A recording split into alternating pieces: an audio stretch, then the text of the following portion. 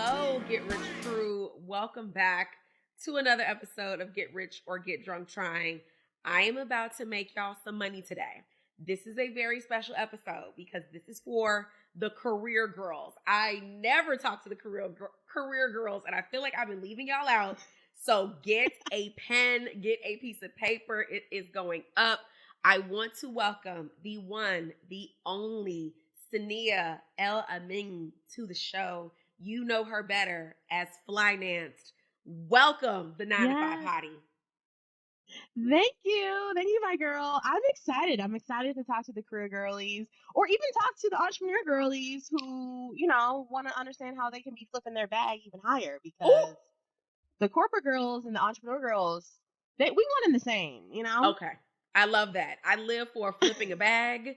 And you know what? One thing about me, I am not afraid to tell people, y'all, I don't know. Let me call somebody that does know. So this is me calling somebody that knows because I get asked about career advice all the time. And I said, child, I dropped out. I don't know nothing about how to get a job. Like, let me get the expert in the room, which is why you are here. And another reason that you're Thank you. here is because you said that your vision for Flynanced is to transfer wealth into the hands of Black women. And I said, Period. well, we're best friends now. Oh, period. Well, we've already been best friends. I feel like every time I see one of your posts, I'm just like, yeah, that's me. That's me. She's talking to me.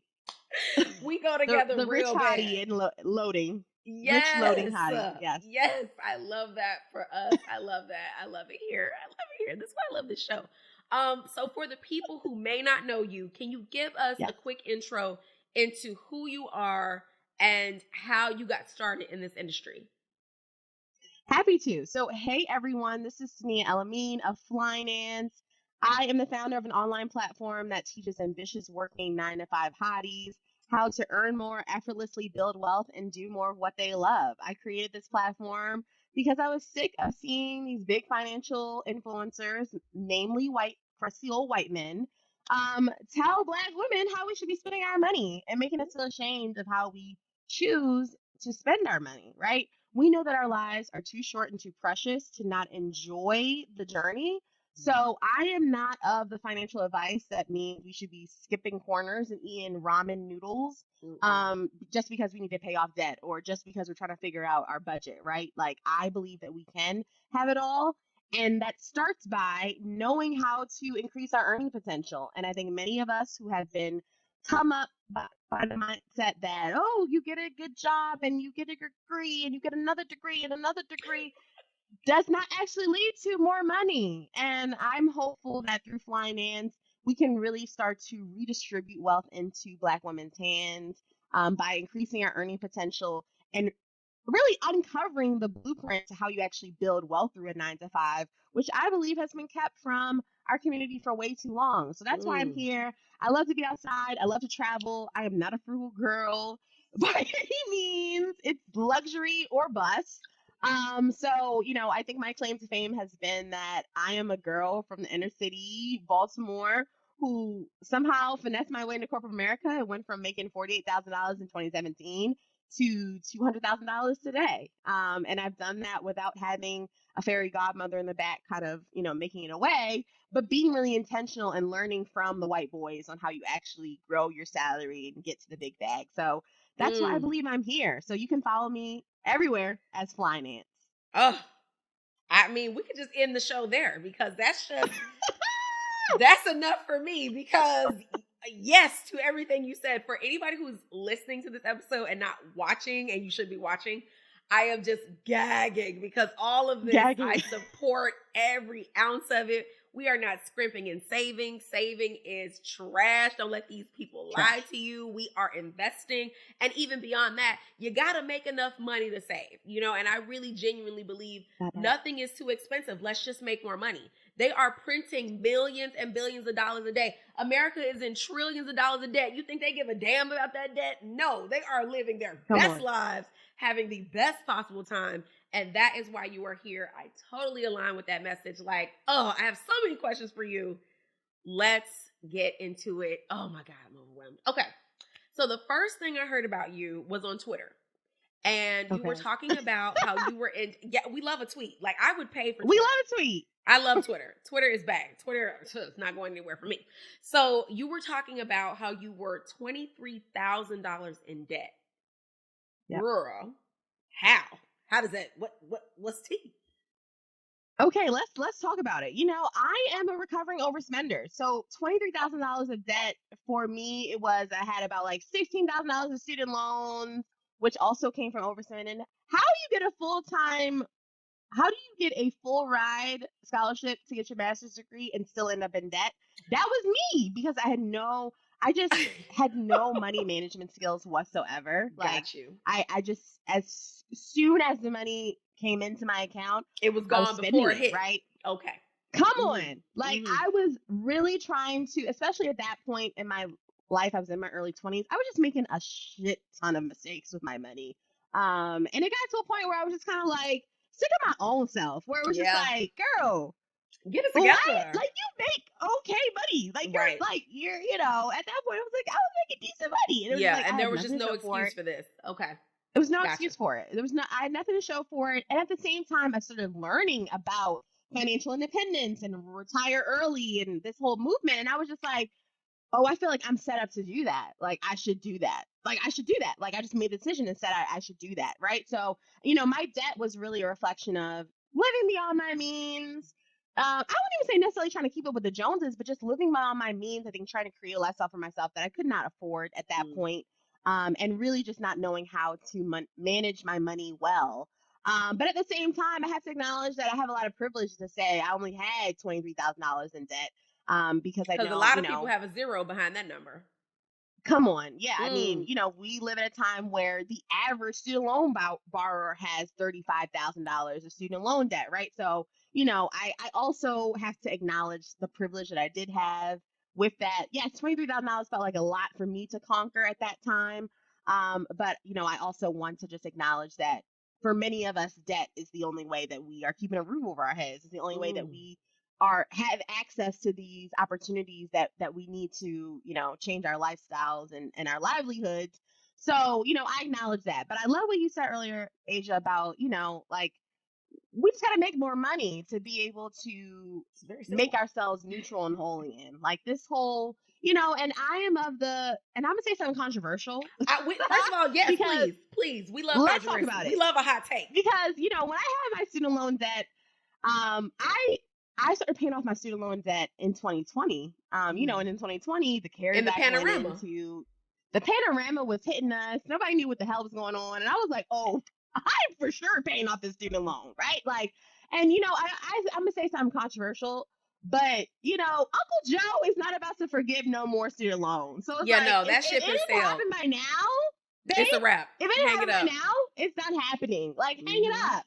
It's like in the time that we've been sitting around waiting for them to figure out what they was going to do with it, you could have been student loan debt free by now. Hello. By making more money and then putting it aside to say, I don't want this over my head anymore, right? But like, so my goal in everything that I do with finance is to just say, when we have more money, we have more options. When we have more wealth, we have more options. The option to say, I choose not to have this debt over my head. Like, Fannie Mae, y'all can delete my number, block me, okay? Because we have no business together, okay?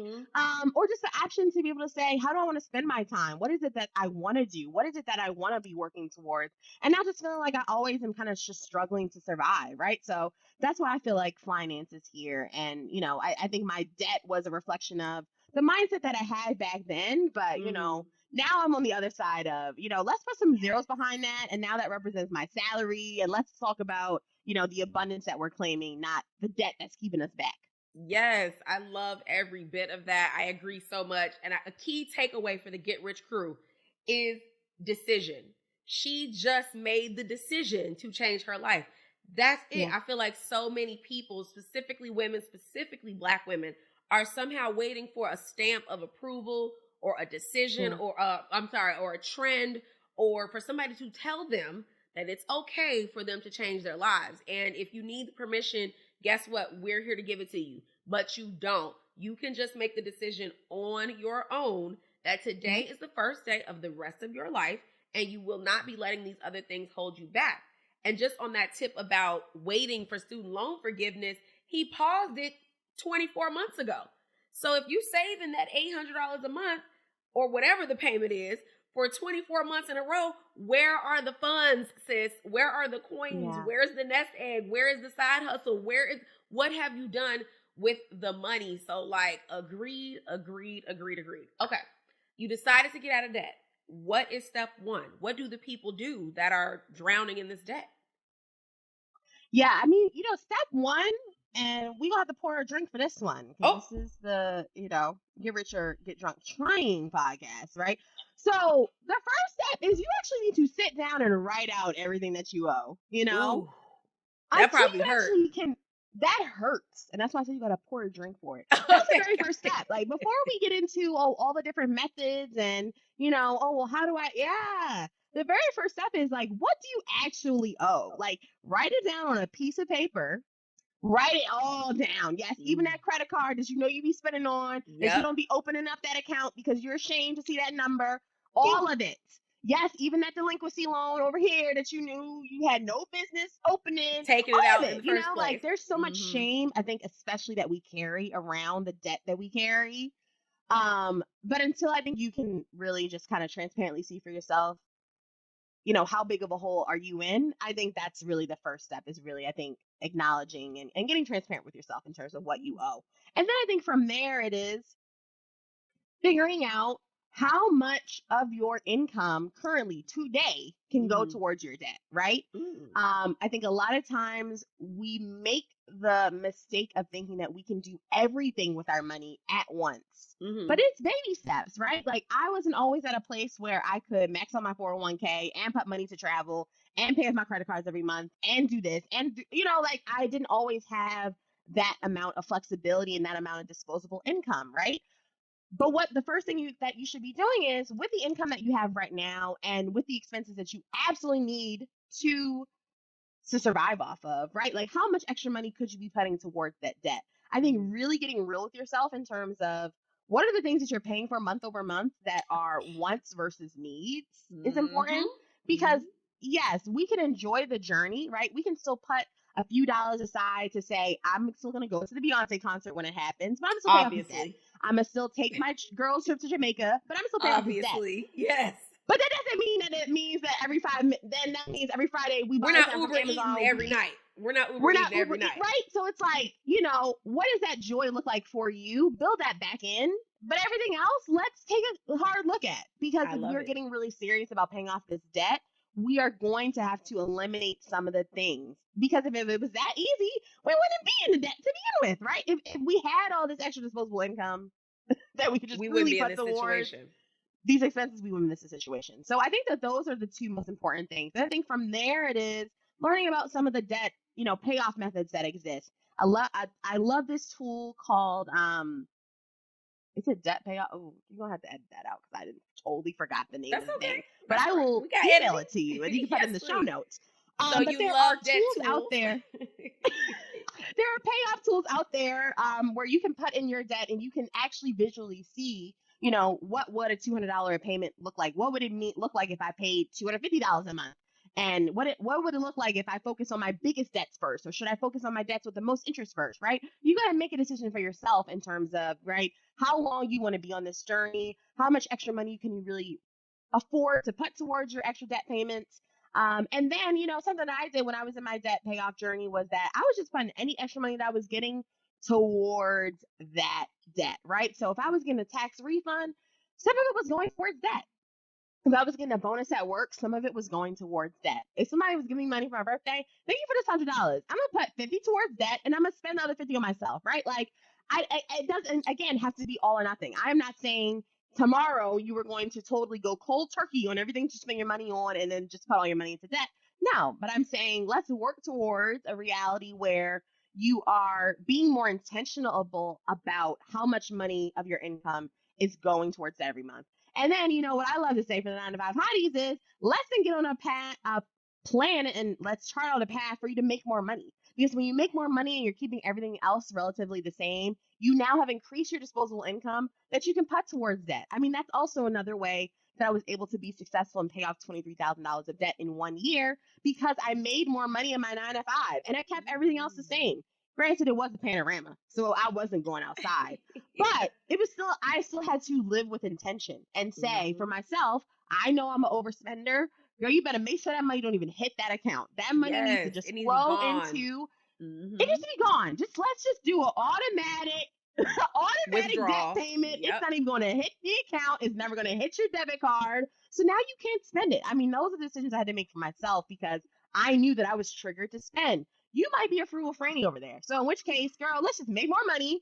Stick on that budget that you need to do because you know you can be frugal. And let's do it. And that's with anything. That's with you want to save a down payment for a house. That's with you want to start that side hustle, but you need some extra capital to, get that brick and mortar store, get that hair salon suite, whatever it looks like, right? Like, I think with whatever it is in terms of your journey, or if you want to say, hey, my goal is to invest $50,000 this year, right? You're going to have to be intentional about where your money is going and how much of it is going towards those goals that you've set for yourself. I mean, that's essentially what budgeting is. But, budgeting gets a bad rep, even though I'm team budget over here. Because, okay, there's just no way that I'm gonna be able to be a hot girl outside doing things I need to do on a plane every month without a budget. Without a budget, that would be chaos. I think that is really fair. So many gems in there, and I just want to reiterate the thing that has always saved my life, because I am not team budget at all. Never have been. I am awful in that category. I will literally always make more money. I will figure it out. I do 50, 30, 20, but that's about it. Okay. But the thing that has always saved me. That's a spending plan. Yeah. Because I stay in my lane. I just automatically have 50, 30, 20, and that 30 I am having the time of my life with. That is it. That's all I can do. But the thing that has saved my life and grown my net worth exponentially, like outside of owning businesses, is automating my savings. Period. Like, I use the Digit app. I love it. It takes the money. I don't even see it. So I can't miss it. I can't spend what I don't have. I can't miss what I don't have. And I just agree with you wholeheartedly. You have to make sacrifices. Bottom line. Winners make sacrifices. Winners discipline themselves. Like, you was having the time of your life up in Zara, swiping that credit card to death. So don't be acting stupid when it's time to pay that budget off or that debt off. Don't be looking crazy. I'm just saying, the babies they were ordering lace wigs. Amex wants their money. They want their money up front. Up front and in full. They don't want a payment on it. They want every coin that you owe them, and you was having a good old time at the mall. So let's not act crazy when it's time to sacrifice so that we can pay down that debt or work towards that goal, or whatever the case may be. You are listening to someone who went from 23 grand in debt to over $100,000 net worth and beyond since then. And then I really want to tap into, we just need to make more money. And I say that like a broken record for a reason. Number one, the average millennial salary is $47,000. And I don't know about y'all. I don't know where y'all listening to this show from, but here in Miami, $47,000 ain't getting me nothing of nowhere. I am literally still down bad. So I want y'all to make more money because things are getting more expensive. Inflation is insane. A pack of eggs, $37. Like, what we gonna do? What are we gonna do with $47K? Nothing. Okay. The math is not mathing. I carried the two. $47K needs to be what our monthly revenue is. Okay? That's what I'm talking about. Big body. That's what I'm saying. What? We are the luckiest girls in the world. That's what I'm saying. Okay. We need to put a zero behind that number every single month. That is the energy. But that's why I'm bringing you on the show, because I don't know how to do it. I'm going to just tell the girls to ask you, because it ain't my specialty. And we're not necessarily saying nothing novel. I think everybody knows we need to make more money. I think what I have seen, especially over the last year, in really helping and working with other Black women, is that, back to what you said before, so many of us live with these limiting beliefs and these narratives that are serving no one. They're not serving us. So it's just like, where did you pick that up from? Where did you pick up this idea that you are good enough? Who you told yourself that lie? But who allowed you to keep telling yourself this lie, that you were good enough to be highly educated, get all these master's degrees, top of your class, all of this, ambitious enough to do these things? Yes, mama and auntie and everybody's patting you on the back. but you're not good enough to put yourself out there to win when it comes to this corporate game. But you're not good enough to literally just try to apply to more jobs. Right. But you're not good enough to say, oh no, I'm not working for that salary. Or, oh no, y'all not about to overwork me to death. Like, I've Mm-hmm. put in my time, I put in my dues. And if I'm not promoted in the next 6 months, I'm out here like Sam, right? Like, Yes. It can't that be is both. what I feel like You is, can't be good it enough for can't be this both. and not good enough for that.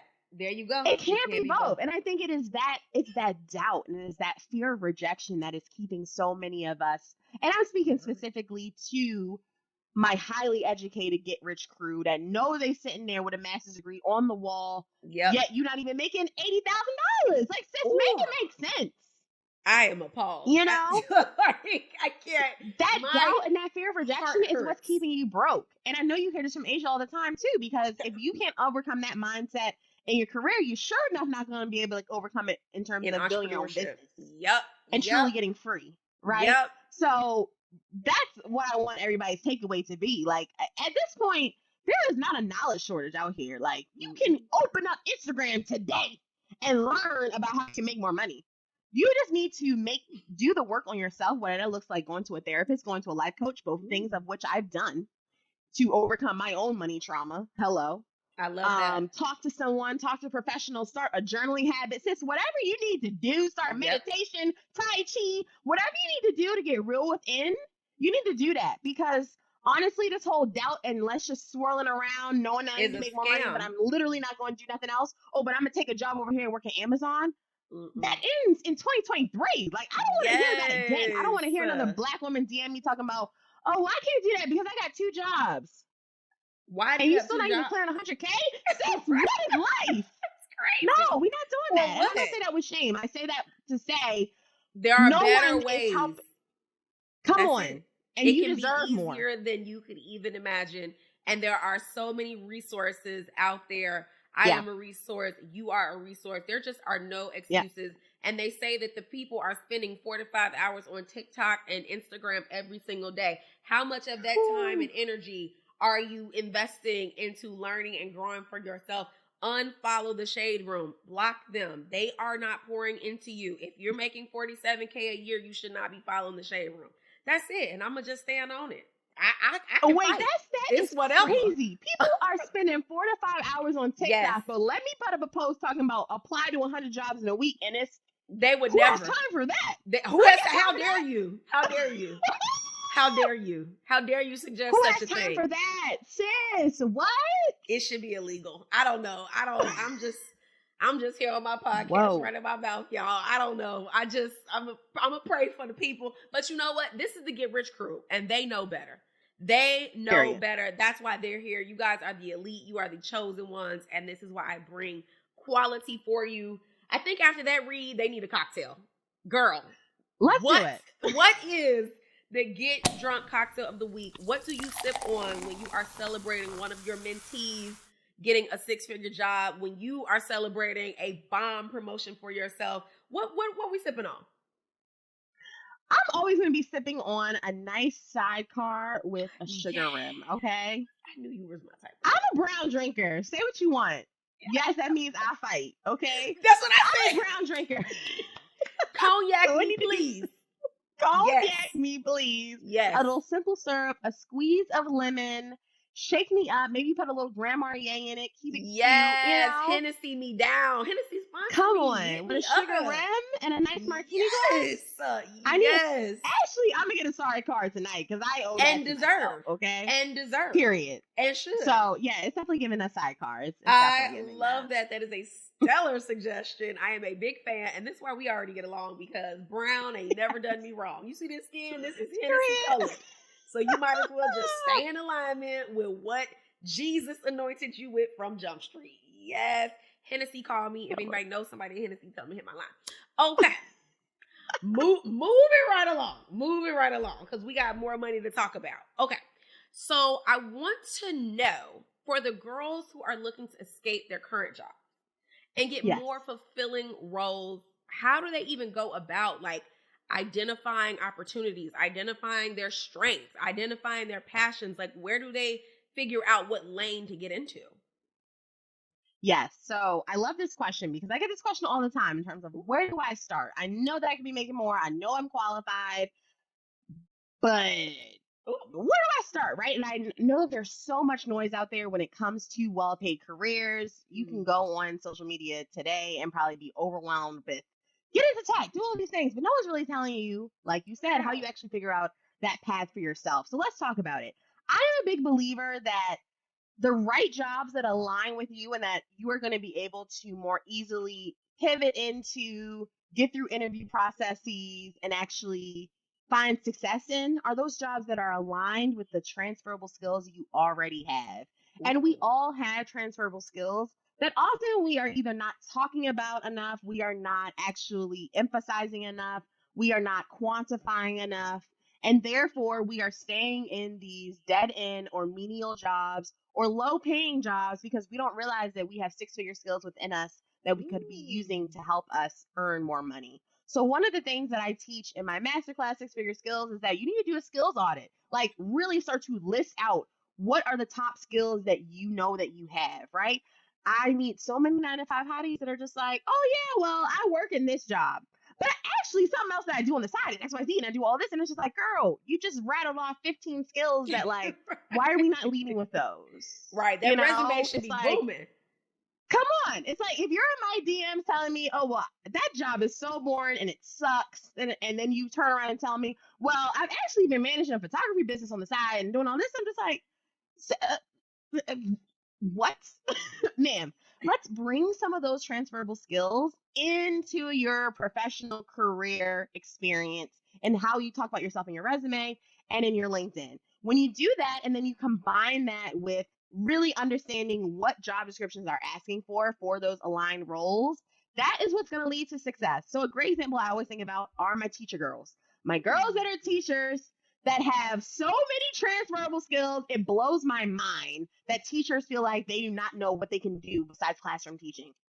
A classroom teacher has the same skills as a learning and development specialist working in big tech. Y'all are literally doing the same thing. But the difference is, oh, girl in big tech is making a 6-figure salary. She's fully remote. She got unlimited PTO, and she got badass children she got to chase after. Oh, That's the sounds only like a difference. win to me. Come on. The only difference between a classroom teacher and a learning and development specialist is the environment that in which y'all are actually creating or teaching materials. But at the end of the day, y'all are both creating materials, systems, and strategies to help people learn. You are teaching baby kids how to do arithmetic.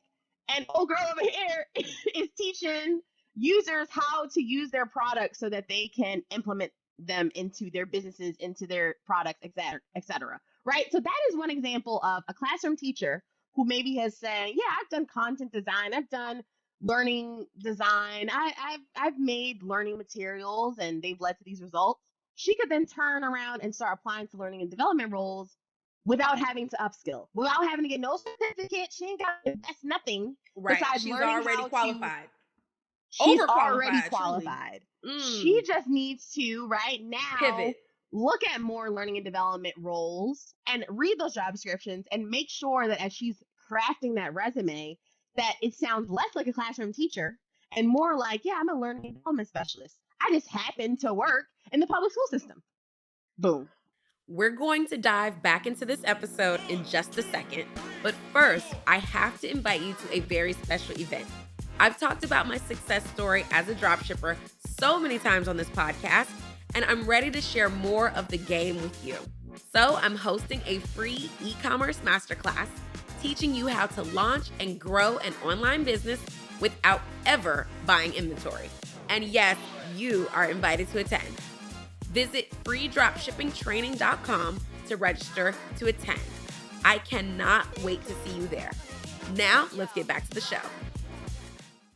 Whew, wow. And then so on and so forth. Like that's like the easiest path. Now, if you're one of my girls that are just like, nah, I really want to go for it. I really want to go for it. I want to be a software engineer. I want to be a whatever, a more technical role. Let's do it.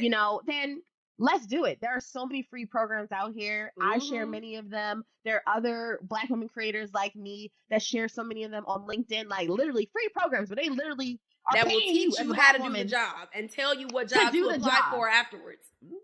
Yep. Come on. So it's It's just like one you got to Google decide for away. yourself, do you want like the path of least resistance in terms of, okay, we just going to try to take the skills we already got and like get another job and Right. just like go for it? Or are we going to try to reinvent ourselves, right? We don't always have to do that, but just know that those are those The different options pathways. are But I there. think I'm always, let's work smarter, not And harder. So that's why I'm always like, let me take hello. skills I have and just get more money. Oh, that is More same massive. skills, more money. I mean, I am beyond. And I just want to attest to how real that is. So before I launched 500 businesses and have my school and success and all the things, I bartended for a decade. So I made $5 an hour plus tips for a decade. I have a high school diploma.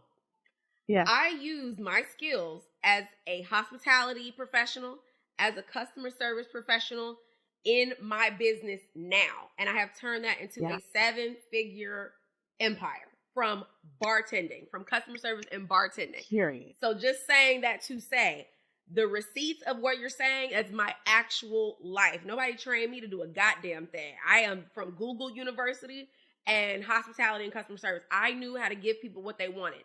Period. That's my expertise. All I had to do was go get the skills to really implement that in a business setting. I put those two things together and launched a massive business. So when she is telling you guys to take the skills that you already have, you just need to reframe your mind and think about how would you describe that job? How would you describe the skills that you have to somebody else? Like, what other frames can you put them in? What other settings do they apply to? I think that is massive without even having to learn anything else. And if you could deal with badass kids, baby, I think corporate is easy street. Easy street, okay? And I want to give something else to the career girlies, because I think that this is also something that I feel like is often misunderstood. Whatever job you do now, you are in an industry. Just because you've only ever done one job in this industry does not mean that you have to abandon your entire industry altogether to make more money. Got it. I'm going to say that again. Just because you have worked one job does not mean you need to abandon the entire industry that you're in to make more money. So let's go back to that teacher example. Okay. A teacher who's only ever worked in a school setting does not necessarily have to leave education as a whole to make more money. Let me put into context. Have you ever heard of the app Duolingo or Coursera or Teachable or Skillshare? Yo hablo español. Yes. Like Duolingo. Period. Me. Yes. Big fan. These are educational startups. These are ed tech companies. Okay. I see where we're going. You see where we're going? So a teacher who's worked in a classroom could also pivot into other companies that focus on educational methods, educational tools. Brilliant. Educational e-learning. Brilliant. And really be custom tailored for that job better than somebody who's got that, software background, that corporate background, because you are a teacher. Like, you're already better at the thing than they are. They have to go learn how to teach. And you've already mastered it. Say it. If y'all don't make some money after this, like, I don't know. I don't know what else to do. It's like, why would we abandon where we already have industry expertise and knowledge? That makes no sense. They think if you're really trying to pivot, no. And I'm just like, no. We're not starting over. Starting over, why? Right. Let's keep in mind, right? We can take baby steps to get to where we want to go. So maybe it looks like classroom teacher, she's going to join an ed tech startup to just get herself into another job function, get herself some more exposure to how another business within education works. And then maybe she'll work that job 6, 9, 12 months. But now she got the job title. Maybe now she's a project manager at an ed tech company. She was a teacher before. And now she's going to take that and become a project manager somewhere else. Maybe it's in tech, but maybe it's in financial services. Maybe it's in another educational, right? But see how she didn't go from teacher to project manager in tech? See how she went from teacher to education and then leveraging that experience to get her into tech, right? I think that we got to make too many steps at once. And what I'm telling you is that You can Break make it a down. pivot over here, working that job to the end of 2023, and come up 2024. Now she's working at Meta. She's working at, wherever, making even doubling her income by being intentional about how all of these experiences fit into her overall narrative. And I think that is probably the biggest mistake that I see 9 to 5 hotties making, is that they are trying to force themselves into roles that are just like two It's steps not away from time where they yet. are right It's now. not time yet. It's not that time yet. And that's fine. And I also even say for myself, I've had to take those bridge roles where I was like, this ain't my dream job. I could give a shit about this job. Yep. But what is it doing? It's giving me skills and it's helping me tell a narrative so that when I go to that next company and say, this is why I need $210,000 as a base salary plus everything else, it's because I can say, well, at this other company, I did XYZ, blah, blah, blah. And I might have had to put up with a bullshit for 12 to 14 months. Yep. But it's okay now because now I'm up. Okay. Yes. And that was literally my experience. Literally my experience. And out. That was a masterclass right there. If y'all don't do that, I don't know what else to tell you. Like, I literally try to tell the girls. I feel like the same way, Asia, you feel like you sound like a broken record to like start a business, make more money. I feel like I sound like a broken record to say, stay in your same damn industry and let's just see what else we can do. Okay? Case in point. I guess some people girls are like, I work in hospitality. There's nothing else I can do. Girl, Hilton, Expedia, Omni Resorts, Hard Rock Cafe. I'm just naming off brands where it's just like all off the top of your head that they have never even thought of. Come on, all of these hospitality entities. Come on, these are global entities. Yep, because I work for half on people. Come on, that have your skills. They are still hiring for technical people. They're hiring for project managers. They're hiring for program managers. They're hiring for sales people. They're hiring for marketers, right? Like, why are you accepting the myth that you can only make more money in tech? Girl, you can be making more money working at Hilton. You can be making more money working at Marriott International Corporate. Like, what are we talking about, right? Like, don't discredit the experience that you already have and the industry that you're already in to think that it's always more money somewhere else outside of it, right? You don't have to leave the industry you're in to make more money. So that's my other one that I just have to leave y'all with because I don't know how I think I'm getting through to people, but it's you are. Like, I'm not. Maybe I'm you not getting through to me, and I don't even have a job. I'm trying to figure out how can I do better? I own the whole damn company. I'm like, well, what can I get into? What can I get into? I'm rethinking my own life, and I work for me. So you are getting through to the people, and y'all better be in the comments letting us know how impacted you are by what she is teaching you right now, because that is a masterclass. That's how you kick January off appropriately. It is time to change your lives. Come on.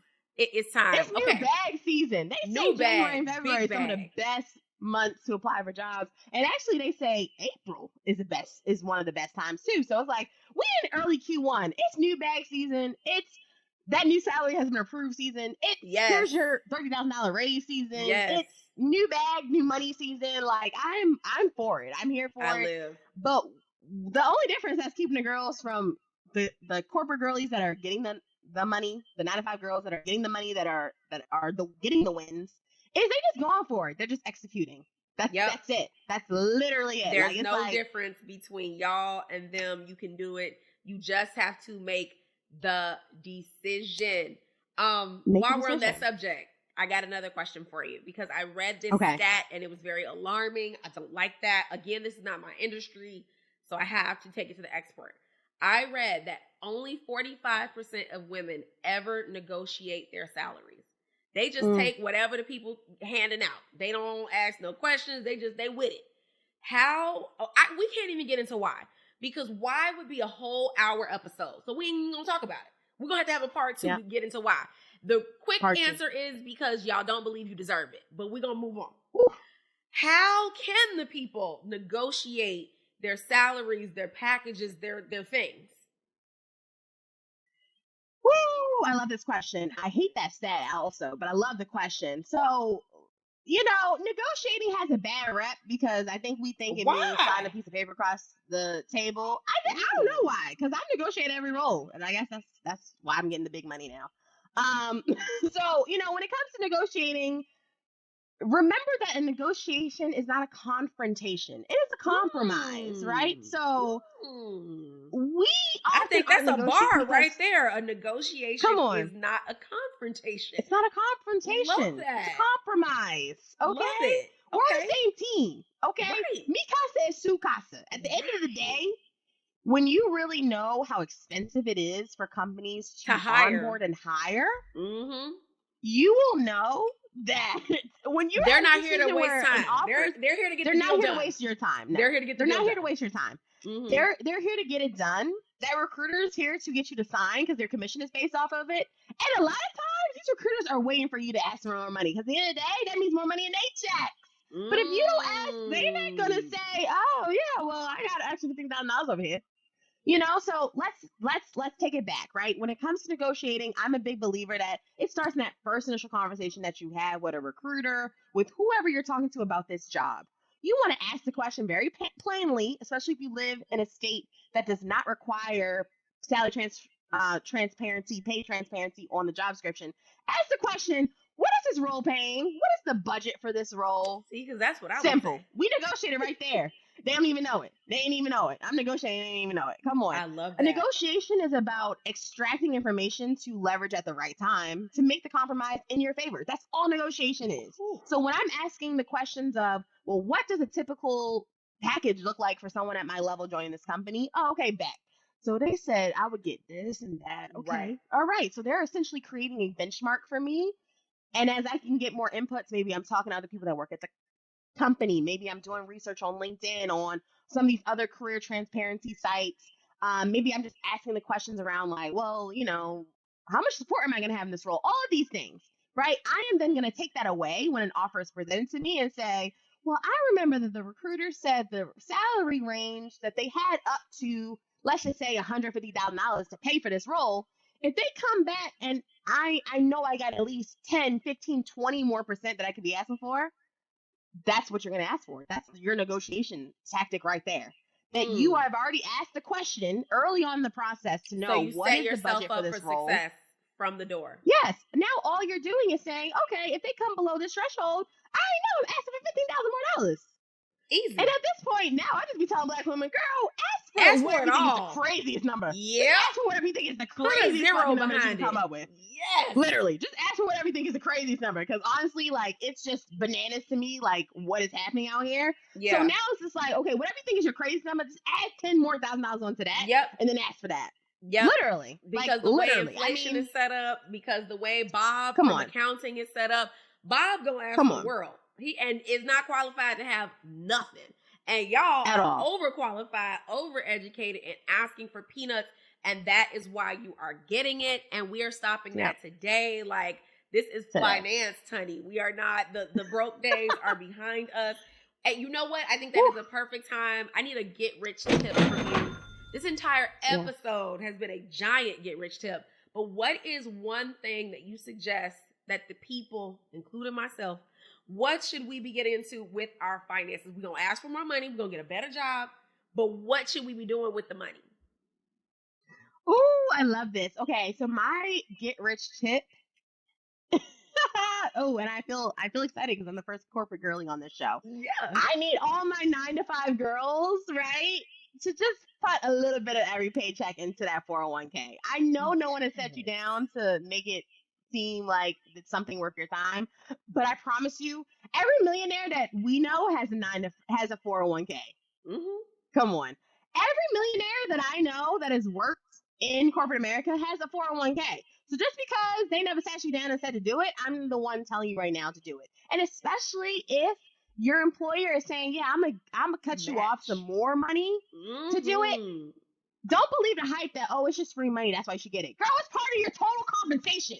So by not doing it, you are literally leaving money on the table. Wow. Why would we do that? That's crazy. I never if it was thought any about other it money, like you that. damn sure would not be leaving $3,000 to sit on the table. Oh no, that's fine. I don't need that. Yeah, I don't need it. I'm good. Said love, no enjoy. one ever. Right. Said no one ever. You're owed and, that money. And why you're I think doing it's so, That's crazy. it was life changing for me, right? I didn't start investing till I was 23 years old. It was 2017. I started working full time. I didn't know anything about investing before then, but I'm so grateful that I did have someone in my corner to say, you signed up for that 401k plan? Yeah, just put in the minimum amount. And I'm so glad that I did, because no, it doesn't seem like it's much, but as my salary has grown year over year, as it has compounded in the market, I'm up six figures off of easy 401k Yes. play, like just the 401k play. And So in it's just like, such a why would short we amount turn of down time. in such a short amount of 2017 was time? last weekend. Like, that is crazy. Because we're not It's talking about crazy. starting at 18 and getting the money at 65. No. 2017 was Start at last zero. weekend, and you are Zero. up six figures. Like, Up six y'all figures. tap into that. Yeah. And that's with having a regular job. That's Regular outside job, of launching your own business. That's just from working. Like, y'all don't sleep, and don't be on this show with me because I'm constantly screaming at you to launch a business. There are still so many other ways to win, and that comes with being employed. I think that is massive. That is a great tip. Wait, but Asia, we didn't even say the best part, because it's not just a 401k for 401k sake. Okay. Sis, you can leverage your 401k as an asset to put down a down payment on a business, on a house, on a property, on a rental property. Like, at the end of the day, right? What do we say? Savings is trash. Yeah, investing is up. Fact. So why would we not be working on an easy play? Like, it's actually the easiest play that I know. Because it already comes out your check. You done. It's coming out your paycheck. You ain't never gonna miss that money. I promise you. If you turned it off, you wouldn't even know that it was turned on. Okay, so I'm telling you, come hell or high water, you keep that shit turned on. You make sure that it's invested in a low-cost index fund. And if you don't know what the hell that is, DM me, because I can break it down for you. And then you're just going to leave that shit and sit with it. And then when you leave that company, roll it over to Vanguard, Fidelity, Charles Schwab, or somebody else, and keep that shit moving. Because that is how you start to build assets. An easy play to build assets. And then, if you want to get into the other things, like more, advanced, labor-intensive investing, and you playing in brokerage and learn about option stocks, that's fine and all. That's great. But you notice you still got this easy play money in the back that's just going to keep building and growing and growing, and it's an asset that I'll be able to leverage. All on its own. I'm ready to buy a property now. Okay, I'm going to just take $18,000 out of my 401k because I can. And then when the equity's up in the house, I'll just put it back in. Like these are the plays that, I love that the everyday millionaires are doing. But we didn't know about it. Strategy, but that's okay. Come on. That's why they have you and I. I love an easy money strategy. Like, we don't have to make it hard, y'all. There are just so many ways to make it seamless for us. Love that, love that, love that, love that, love that. Like, I can't even deal. I'm so happy for the listeners. Like, y'all are finna win off of this episode. So excited. Alone. I cannot wait for this to drop. Okay. I have another question for you, because I know that you are team educated, team big dog, team boss. Like, love it. I'm team dropout. Very much so. Love it. So my question to you, though, is what do you think about the girls who, and the guys, shout out to y'all, but the people who, when in doubt, they go back to school. They go back to college. They go back to another university. They get another piece of paper from a school named after a slave owner most of the time. And that makes them feel like, okay, this is what I need to do. I want to make another $30,000, $50,000. I need to go get another piece of paper that says I'm qualified for a job, because I am team girl. If you don't Google that thing and get that course from one of us and sign up for one of those master classes and make that same ass money 10 times faster. But I always like to hear from those who did the things, who did the graduation, who got the cap and the gown. What do you think about that? Where do you fall? Yeah, so I'm going to break it down real plainly. Although I am a girl that went to college, went to Ivy League, and has a master's degree, even though I didn't know shit about money, I knew I had enough sense back then, even at 21, 20 years old, to say, no, I'm not going to go to school if it doesn't equal more money. Like, I vividly remember being like 21 years old saying, well, the program costs $58,000 a year. So and am I going to make an extra $58,000 a year? And the answer was a hard no. Now it's opportunity cost. Now it's literally an opportunity cost, and we got to do that, okay? So I would say, before you decide if you're going to go back to school or invest in any program, right? It can be an expensive boot camp. It could be a master's program, whatever it is. You really need to understand for yourself, if you're doing it to increase your income, what really is going to be the ROI on that? Because outside of highly specific, certifications that are helping you get like security clearances, etc., most of the time, that stuff is not it's not guaranteeing you more money, girl. Bingo. Thinking that you're going to go to graduate school and then deciding, oh, well, I not only need to go to graduate school, I actually need to go to a top of the line school. Of course. I need a whole PhD. Put myself into all this debt because now when they see NYU, they're definitely going to pay me more money. It's a myth. It's a scam. It's a lie. It's a scam.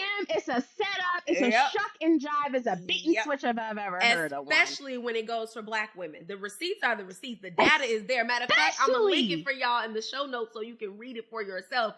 You being more educated, you will still be the least paid person in the room. So why are we playing these crackhead games? Come on. And not even the least paid, the most overburdened with that. So it's like, whoa, and the first fired. Sense. Still the last hired and the first fired.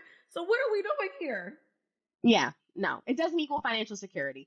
I am a big believer, and like what we said before, is that I do feel like the tides are changing. I mean, you have CEOs of multi-billion-dollar companies literally saying, yeah, the job market is headed towards skills-based hiring, not degree-based hiring, because we cannot, like, businesses can't stay competitive if they can only pick from the creme de la, quote-unquote, creme de la creme. If we can only pick from top 50 and Ivies, they're, like, businesses are not going to stay enough people. Right. It's not enough people, right? So I think I'm definitely the believer of, that's cool. Get that extra degree, get that other piece of paper. If achievement is all you chasing, then by all means, girl, become a PhD. Girl, go shoot for the moon. We need it. Just don't do it for the money. That's all. Don't say that you're doing it for the money, because you're not. Because you're not. Because you couldn't be. You're not. Because you couldn't be, though, because they're not going to pay you for that. You going to do that? And then you're going to be sitting in my face looking at me like, can you help me? I just got a degree and they can't do anything with it because I can't make any money. Yes, those are the same people that come to me and now they want to learn drop shipping. I'm like, girl, I could have taught you that for $1,500. Like, respectfully, you didn't have to get up 150 bands and 3 years of your life. I could have taught you that on Instagram. But see, and I think that is also something that I think communities of color, I think that we struggle with, especially, is that because we've been sold this lie that education equals status, equals achievement, that we can't even unsee that until it's too late, until we're on the other side where we're just like, damn, this degree ain't opening no more doors than if I, so what you're saying is that the goalpost actually just gets moved higher and higher. Every single time. So I got the MBA, but now it's still not enough. Okay. Bingo. Okay. It is a scam. And we in 2023, we are here to show you the scam, to help you move forward. We are team education. It just do it because it's something that you love and it means something to you. Yeah. Don't do it for the bag. And I am team self-education. Or do it if it's going to be fully paid for. Now I'm all here for that. Okay. Sure. If it's going to be fully paid for, absolutely. Sure. Okay. But don't come out your pocket. Don't go into don't come out your pocket. 5 figures a day to make 6 figures. It's crazy. No. Life doesn't have to work that way. There's so many better things we can do with that money. And you've got two of us telling you on both sides, telling you that it doesn't have to be that way. That's why I was really excited to ask you that question, because you got all the papers, girl. You got all the tassels, all the things. I don't know what it's called, but you know what I'm talking about. The ribbons. You got all the things. So I wanted to ask you about that. Okay. Yeah. I've got like 2 more questions for you. Even though I could talk to you for another 7 hours. We're going to have to make this a part 2. I got to come back to Miami. Yeah, please. Hurry up, y'all. We met in real life at an Art Basel party, and it was vibes, okay? And that's when we finally booked this episode. But I want to know, do you think that personal finance plays a role in career success? Ooh, this is a good question. I just interview people for a living, child. I know what I'm doing. Oh my gosh, not the Oprah questions. The Oprah drop shipping. I can't. Okay. So, I am always going to say yes, because I believe through and through that personal finance, money, let's just not even say personal finance, money is so intrinsic to everything that we do. It is literally, I would argue, what makes us human, right? Because I don't see no other the animals don't got no debt. Yep, they ain't bartering pebbles for shit. They're not doing it, It's You're the shit that makes wrong. us human. So now if we're saying personal finance is really just the way in which one person understands money to their own benefit, then yes, it absolutely has to do with career success. Because I think if I did not, when we talk about the decisions that I made when I decided, oh yeah, I want more for myself. Oh yeah, okay, I'm gonna start, like, all of those things were actually rooted in my wanting to be more financially savvy and wanting to have a better handle of my own personal finances. And I think that probably if I always understood money, if I came from a silver spoon, I wouldn't have given a shit. Just like all the people that I worked with at American Express and all these other companies Couldn't that care had less. plenty of money. They didn't give a fuck about job hopping. They were totally fine being a comfortable little job, paying whatever the fuck it paid. Yep. Because at the end of the day, they didn't need the money. They didn't need Yep. the money. They didn't need the assets. They didn't need to hustle for anything. Mommy and daddy was going to get them a down payment Either for way, their the house, generational their wealth wedding, already everything. existed. They weren't It creating already it from exists for scratch them. like So they we were do. just showing up having a good time. Yep. Do I enjoy it? Am I fulfilled? Am I happy? You know? Not am I fulfilled. Meanwhile, we Am out I here fighting for our fulfilled? lives. And they, am I happy? fulfilled? Good night. Am Good I night. living life to Dead. the fullest? Right? Dead. So I just feel like, when I think about the experience that I was having, we're just like, girl, it ain't nothing back for you at home in Baltimore. Actually, everybody's looking at you like, you gonna be the one that's gonna help us get out of this, Right. right? Right. Don't come back. That absolutely influenced all the decisions that I made since then, right? So like even at 2020, even at 22, 23, 24, yes, I'm thinking for myself, actually, y'all are playing with my money. So that's why I need to get the hell out of here, because now I'm not going to be able to hit the trajectory that I need to be on to be a millionaire in my 30s, because now y'all playing with my money, like for real, for real. So I absolutely think that, how I define career success in terms of career mobility, in terms of growing a competitive skill set, in terms of being an in-demand career professional. I think that if I was not attuned to wanting to be more savvy financially, I don't think that I would have probably gone as hard in building my career. No, I wouldn't have. Well, what would have needed to be the incentive? There wouldn't have been one. Because they don't have one the same way. They don't have one. They don't have one. And that's why I was just like, oh yeah, the Brooks and the Jennas and the Michelles, and it's like, oh, this is great. Yes, okay. Well, I'm glad that you feel happy. But they're all about, yeah, I'll get another job, but it wasn't dire like it was for me. It wasn't survival like it is for us. This is about survival. This ain't about nothing else. Like this is literally about survival. Getting my mama and them through. That's what I'm. I gotta rebuild the generational wealth that y'all took. Or started from scratch. Bingo. Come on. So many layers to that, guys. The takeaway is to work on yourself, work on your mindset, let go of that poverty mindset. It's not serving you. Let go of those limiting beliefs that are holding you back.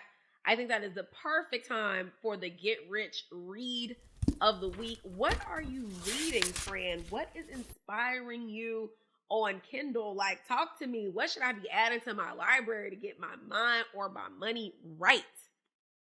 Yes, I am currently reading It's About Damn Time by Arlan Hamilton. If you don't know, she is. I know who she is, but I haven't read her book. Yeah, you know who she is. Yes. But for anyone that is in the Get Rich crew who doesn't know who Arlan Hamilton is, she is the founder of Backstage Capital, which was literally created to help democratize venture capital funding. She is a premier Black woman in venture capital. If you do not know who Arlan Hamilton is, please look her up, follow her work, because she's doing life-changing stuff. I saw her at Afrotech, and then they were talking about her book, and I was like, oh, I need to read this. But pretty much it's like, it's part her life story, but also just tips in terms of how to go from being the underdog or underestimated and use that as an asset to win. So I'm all here for it, because at the end of the day, yes, I have found tremendous success in my own money, career, life. But at the end of the day, I'm still a Black woman, and I'm still going to be underestimated in any room that I walk into. Before I even open my mouth, people are going to make assumptions about what I do and don't know. Come on. As soon as they see our names, y'all, on the piece of paper, like, as soon as they see we know she ain't one of us, right? They're right, exactly. But it's like, okay, don't ever play me like that. Don't ever play me like that. Because one thing about me, girl, it's never lacking over here. Okay? I didn't come here to play with you hoes. Exactly, like Beyonce said. Ever. So I'm really enjoying that book. So that's my first book of 2022, and just learning more about And I think for me also as a fellow founder, just learning also about The some of the things I mindset. should be thinking about in terms Yep. of, how do I continue to scale my business? How I continue to use it as a way to, yes, put more wealth into the hands of Black women, but also to hopefully give other Black women the platform that I have to be able to affect change and create good. So I love yeah, that. It's for the add that one to the culture. list. It's for the culture. And girls, Always. guys, Get Rich Crew, of course, I will link the book in the show notes for you. Lastly, I need to give the people the tee on the Major Money Moves mentorship. How can they be down? How can they get in the program? Because as good as this was, I know that their credit cards are ready. I know that they are ready to get in the program. Drop the T, sis. How can they work with you? How can they learn from you exclusively? Yeah, so the T is I'm a 9 to 5 hottie, just like my career girls listening, right? So with that, as much as I love to give as much free game as I can to as many people as I can, I'm just one person and I fortunately can't just be giving out all of my time to everyone. So I created the Major Money Moves program because I felt like there were things that I've learned over the last 5.5, 6 years in corporate America that's helped me grow this vision, make these decisions, and be able to scale my income so quickly that I really didn't understand that other young women, other career women, other mid and early career women just don't know. So I created this program to really put everything together, all the strategies that I've used to grow my 6-figure career that's helped my other clients. I mean, I literally have mentees from my last program who have increased their salary by $30,000, doubled their salary just by the next job offer that they took following my strategies. So I built all of that into a program where you're also being able to just learn directly from me. So if you have those questions and you're just like, well, how do I do this? And what should I be saying? I'm there to guide you and help you in so that you don't feel alone in this. Because I wish that I had a big sister that was just like, oh yeah, do all these things. I do have a big sister though. That actually could tell me a lot of that stuff. But it's so funny. She's Gen X, so she not even thinking about like, oh, I need to be moving companies to make more money. She would always look at me like, can I you don't sit down somewhere? But, like, sit down, right? Yeah. So Major Money Moves, it is a program that I open up twice a year because I really want to be focused. It is when I am sitting still and making sure that I'm showing up week over week with my mentees. So if you want the tea, head to my Instagram page. I have a highlight specifically for coaching. You can see, inside behind the scenes of like what the program looks like, what it all entails, and get on the list to learn more about it. So I love thank you for that plug, sis. Of course. I have to give them a way to work with you.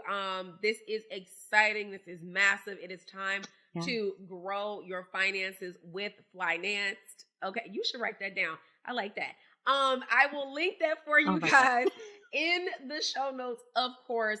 Girl, it was such a pleasure to have you on the show. Thank you so much for having me. This was going fun. to be saucy. This is why I was in your DMs. Like, did you? I love this. Yet? Okay, now I'm thinking, okay, you gonna hit up Hennessy. Who am I hitting up? Because we need to be taking who this we on the gonna road. call? Okay? Indeed. Indeed. Who do we need to call? We know? Because we will have the room key king, but actually let's also get this money, okay? Because it's like, let's grow 9 to 5 and then take some of that paycheck money and then help with agents' help, let them build a business with it. Because one thing for sure and two things for certain, I am definitely not seeing 1 9 to 5 paycheck as enough. No. Whoa, and we didn't even talk about that. Whoa, that should be illegal. That's gotta be part 2. Again, that's what I'm saying. We need to have a different episode for that. Girl, we can have a party right in the room we met in, right down the street from my house. Like, let's do it. That's a great venue. I'm claiming that for us. Done. That's it. We are the venue. Done. We are putting it in 2023. Lord, the luckiest girls in the world want to have a function for all the corporate baddies, for the entrepreneur baddies, and just, make it magic. Like, I love it. I love it. I love it. I think that is a perfect place to end it. I promise y'all, I will stalk her until she comes back for part 2 because I got about 37 more questions to get to, but we only have an hour. But it was such a pleasure to have you. I will link all your tea in the show notes. Thank you so much, babe. Of course. Thank you. I'll talk to you soon. Absolutely. All right, Get Rich Crew, we are out of here until next week. Peace. 1, 2, 3. Thank you so much for tuning in today. If you've learned something amazing, let's continue the conversation. Follow me on Instagram at Get Rich or Get Drunk Trying and tell me what you took from today's show. Then tap in at getrich.com to get all the details and links from today's episode. I cannot wait to get rich with you next time. Until then, peace.